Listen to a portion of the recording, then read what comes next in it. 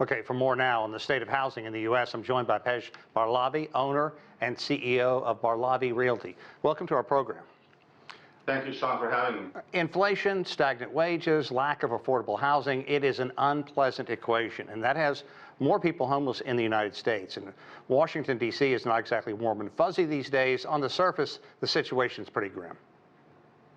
It is, and foreclosure rates are going up double digits. Okay, so with all this in mind, what about the cut to HUD, the rental assistance, a whopping 43%? Tell me the kinds of stories that you're hearing about. It just seems like there is a disaster looming. Yeah, you know, it's a $27.6 billion cut to these subsidies. So it's going to really put pressure on every state. You know, they're trying to consolidate and bring this to a state level instead of a federal level. However, many of the states just can't handle that amount of loss. You know, also, Trump wants to roll assistance into a single state block grant, as you were talking about. And history has shown that really hurts those who need the assistance the most, those really who need that safety net out there. What are your concerns, and tell us more about what you're actually seeing? I mean, you're down in Florida where this is going to be a bigger and bigger problem. Yeah, you know, it's going to be difficult. If they put every program into just one program, then, you know, you don't have the manpower to just even go through the amount of paperwork and requests to subsidize the homeless or people that need the extra money for their rent. You know, and then the states will have to, you know, rank who's going to get it and who's going to get it first. Is it going to be the disabled, the elderly, the veterans? You know, it's going to be a little bit of a chaos. You know, on the streets here, you feel it. I mean, rents are still going up. There's a big influx of people moving to Florida, so the rent is still moving up. Same in New York, same in California. You know, these big populous cities with high homeless problems, and you're going to see it exasperate in the next, if this massive budget cut actually happens, yeah. What do you say to people outside who look at the situation in the U.S.? Florida is a red state, and say this just smacks of callousness. This just smacks of a country that doesn't care about the people who need the most assistance.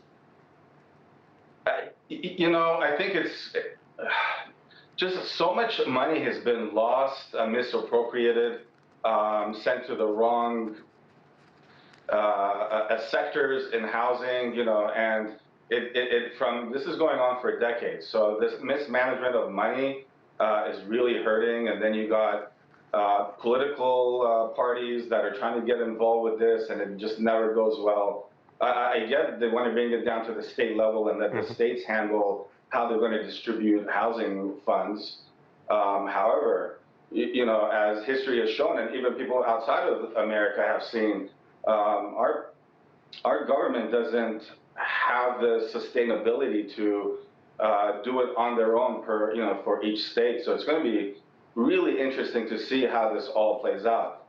Clearly, you know, it's a good market for multifamilies and investing in multifamilies, but we're going to see a lot of pressure. We're going to see a lot of pressure on local, state, and city agencies, right, and how they're going to end up dealing with the number of homelessness that's going to come around probably January, February. Now, what about the people who have been able to make ends meet?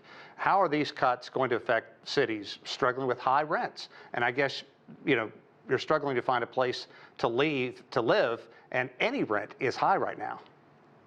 Absolutely. I mean, you know, the average one bedroom in New York is over $3,000. The average one bedroom in Florida, I think one of your previous guests was stating, is about $2,100. You know, it's a lot of people just can't sustain these rents. They're moving either with their family, with their parents, getting roommates. Yep.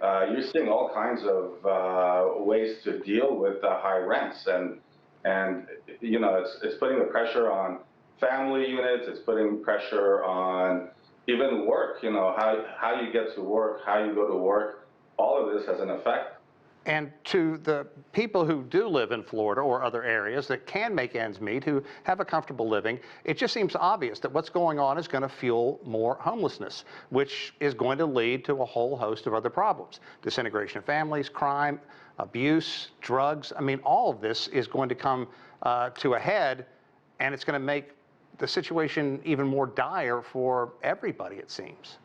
Absolutely, and actually, it's going to get into those neighborhoods. You know, the affluent neighborhoods are going to start to see it. I mean, as homelessness grows and they don't have shelters for them, and tent cities in California is everywhere. You know, my parents live in Los Angeles. They're in a very good part of Los Angeles, but everywhere you look, there are tent cities, there are tents everywhere.